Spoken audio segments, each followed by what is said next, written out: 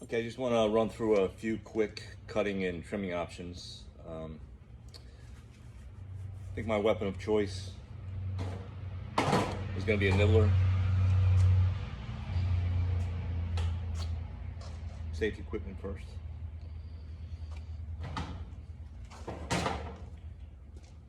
Cordless Makita. I mean, the one I would use a little bit heavier duty is Fine, F-E-I-N. Their nibbler is a much higher quality punch and die set, much more durable for stainless steel. But anyway, secure your material. When you secure the material, you always want to protect the material. So I just take a piece of junk from the same profile, just a piece of the siding itself, so when I clamp I don't damage the panel, okay? But I have some stainless steel, I'll show you that in a minute.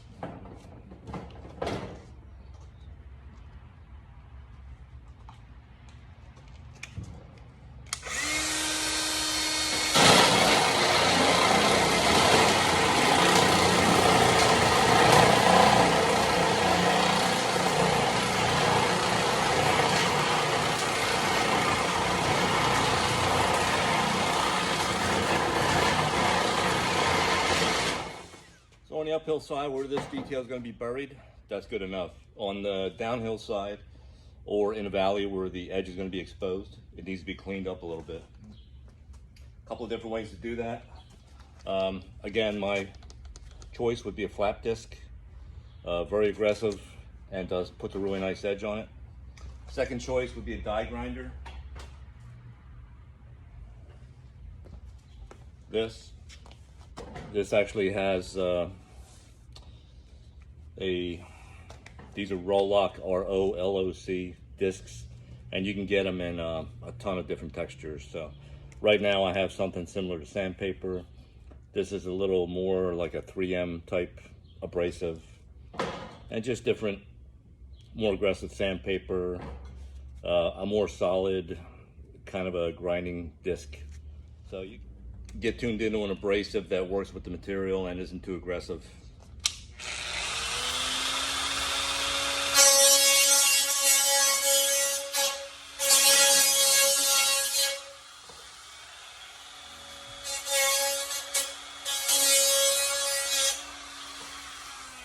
And just clean up the edge. It does a really nice job of cleaning the edge up.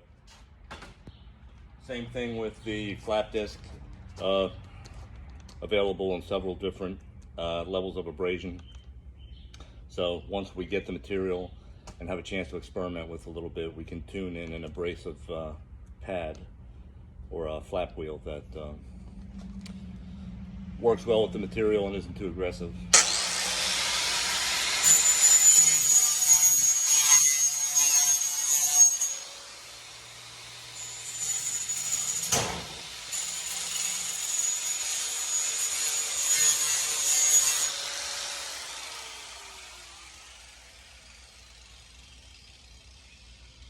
Very clean. I can run my hand along there, no problem. Not aggressive at all, and it's as clean as, pretty close to as clean as a factory edge. So even if we were able to CNC the stuff and bring out the site, I think you're still going to have to adapt at some point and do some trimming. That combination of tools is good for that. It's a piece of 24 gauge stainless steel. And I just put a couple of radiuses in it. It was a flat piece. I just bent a couple of curves in it, just so you could see if this actually works following that profile. And again, this isn't the strongest nibbler available. The Fine would be able to handle a heavier capacity of metal and stay sharper longer on stainless steel. That's the important part. These dies wear out and you have to replace them. So the better the die and the better the piece of equipment, the longer they're going to last.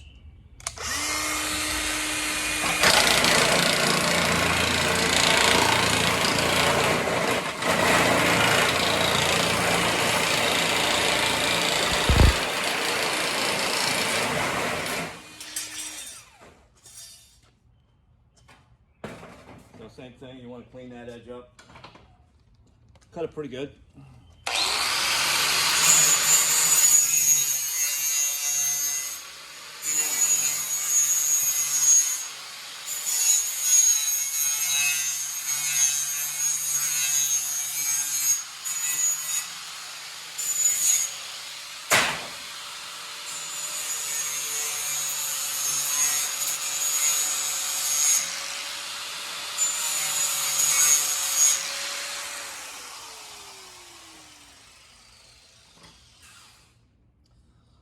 Again, once you get an abrasive package figured out, you can do a very smooth edge. That's stainless steel. If that was cover the grinder, that would be as sharp as a scalpel. With the nibbler and the flap disc, I can run my hand across there, no problem.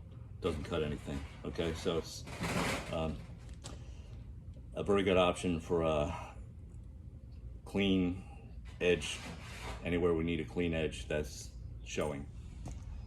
Okay, so one of the other things we're going to have to address in the field is the development and fabrication of trims, all the radius trims, whether they're a straight up radius or a compound radius. Somehow we're going to have to figure out a way to make a trim piece that works with that situation. So you can break it down into basically two operations: an inside radius or an outside radius, concave or convex. So inside is the easiest. There's a lot of simple ways to do that we could do with either material, the stainless steel or the copper. Just put a small bend here as you need to. The bigger that bend is, the harder it is to curve or to manipulate into a curve. Okay, so simple tool number one. On an inside radius, you're just gonna take and do a series of hits. Tune that into whatever inside radius you need, okay? Pretty simple, pretty straightforward. If for some reason we have to do a tighter radius, then you just add more hits in between the hit you already did. Okay, pretty straightforward. In the field, if you're doing a two-piece flashing and you need to solder it, so this would be one component, and then your other pleat piece would go on this. You would trace the radius, and then everything would be back soldered. So all the soldering would be done from the back side. I don't want any soldering showing anywhere exposed. I want all exposed joints to be, if they are a soldered joint, to be soldered from the back side, not the front side, okay? But straightforward, nice clean radius. That's one choice for an inside radius. Second choice is a similar tool with a deeper depth. This gives you about a 3-inch depth. I actually have one that will do a 9-inch depth that we may incorporate into fabricating some of the valleys, but we'll deal with that later. But same thing. So I'm just trying to give that a hit, tune it into a radius. And again, I can go a lot deeper with this tool, but same basic operation. I just want to force that to do a radius. Okay, pretty straightforward. You can also take, if it's an extreme radius and you can't get it hit enough with those tools, you can always take a tool like this and do a sort of a pleat detail. And again, that would all be tied into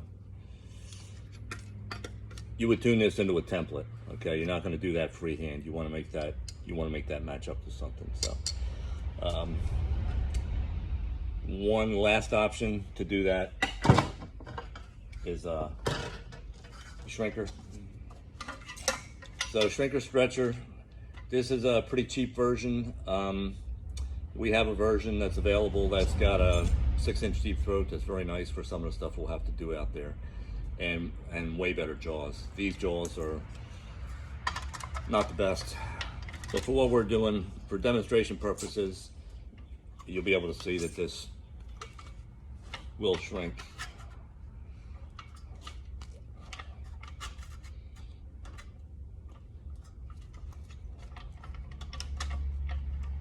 And this takes a lot more work than the other tools. The other shrinker we have available is way more aggressive, and it'll do that quicker and tighter. So, but shrinking's an option. So that's four potential ways to work yourself out of an inside radius. Gets a little more difficult on an outside radius. Outside radius is a little bit tougher. So I'll run through a few options with that. The quick and easy caveman option, if you're trying to do an outside radius with a piece, is just to take a notcher, just do a series of notches, space them however far apart you want to space them. And when you're constructing the piece of flashing, you want to make sure that the notches, of course, are buried underneath. These will all be hidden. I prefer not to notch. I would rather have a solid piece here for a couple of reasons, especially if we're soldering. But once you notch it, then you can conform that. You can conform that to a radius, no problem. Okay. And again, this would all be formed to a radius with a template. You'd have something to drive the accuracy of this curve, right? Second tool again is the stretcher part of the shrinker stretcher combination. This is a stretcher.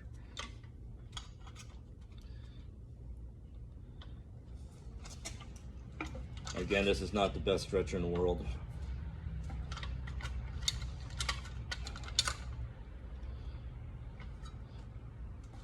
Copper will stretch very nicely, I think. Stainless steel, we're going to have to experiment with a little bit and see what we can get away with as far as pushing it.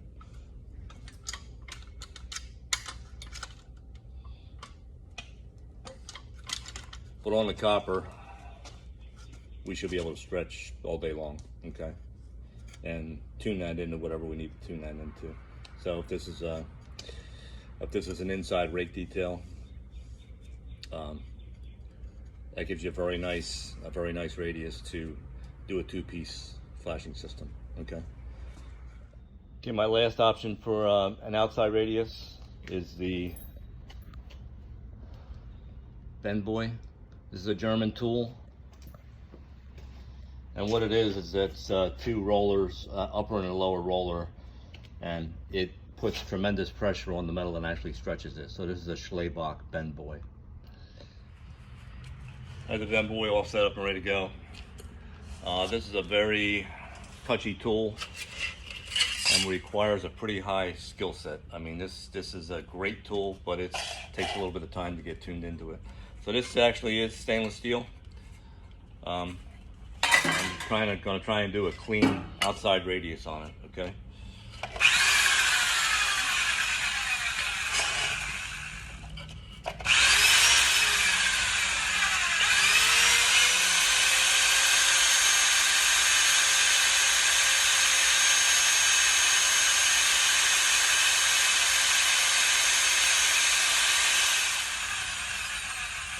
It usually takes several passes.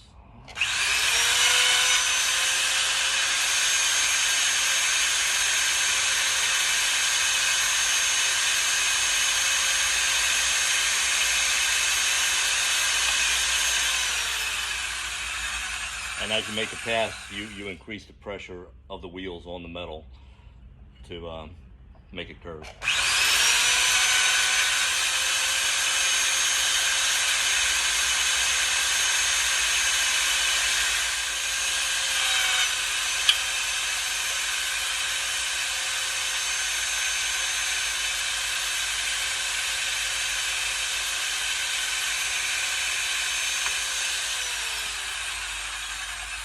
I'm gonna have that. I'm gonna have a template drawn on the floor of whatever curve I'm trying to tune this into, and then I'm just gonna do as many passes as I need to. Adjust this however I need to adjust it to increase the clamping pressure, and tune this curve right into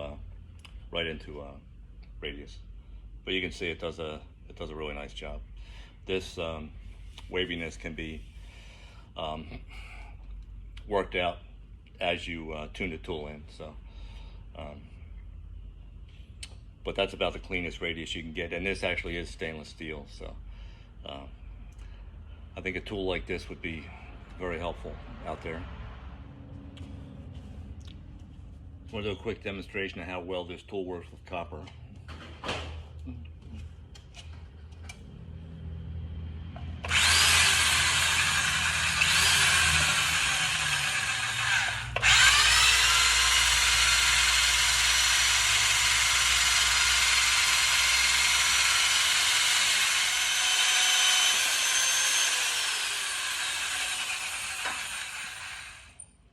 There are very few tools that you could do that with that cleanly. So pretty nice. We run into anything on site where we need to stretch a detail. This is made to stretch. This is the perfect tool for that. Obviously, the copper is going to stretch better than stainless steel, but I'll still be able to stretch. The roof and ox will stretch pretty nicely. I've already done that, so just gives us one more option to try and tie these flashings together. So one more technique we can add to our toolbox and our arsenal out there to deal with the radiuses.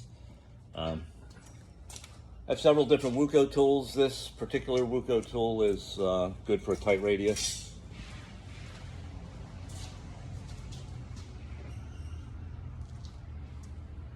Radius opens up a little bit. If the radius opens up a little bit, you can use this tool. It's got a little bigger footprint here. So it has to be a pretty mellow radius, but you can still use this on a radius detail. The advantage of the Wuko products is you can cut a curved template, cut a curved radius.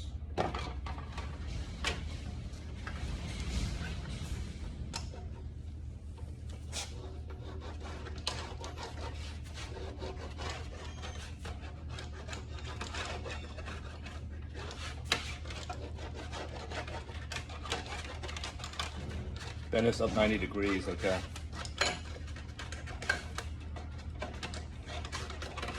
And this will allow you to hook any kind of detail you want onto this 90-degree bend that you put here.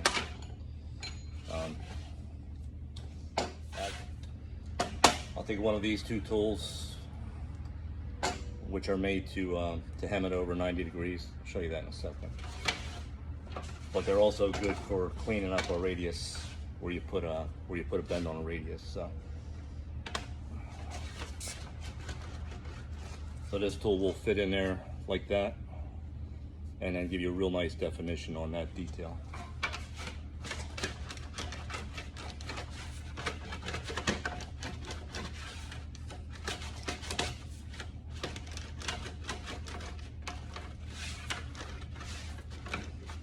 Advantage is there's no notching, there's no tong marks. If you're trying to do this in the field individually and you're doing it with a pair of tongs, you're gonna have a tong mark every 2 inches, okay? So nice, clean, smooth radius. You can take a pair of dividers, get a mark along here for the width of your detail, and then you could hook a detail on top of this to follow the radius, okay? If you want to take that over and make a hem detail, there'll be some places where we want to do that. Then you can just take this tool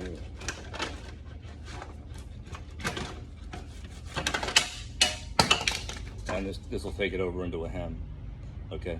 There'll be places, maybe the edge of a valley or something like that, to keep water from backing up. There's a lot of places where you can use this to your advantage, that particular detail.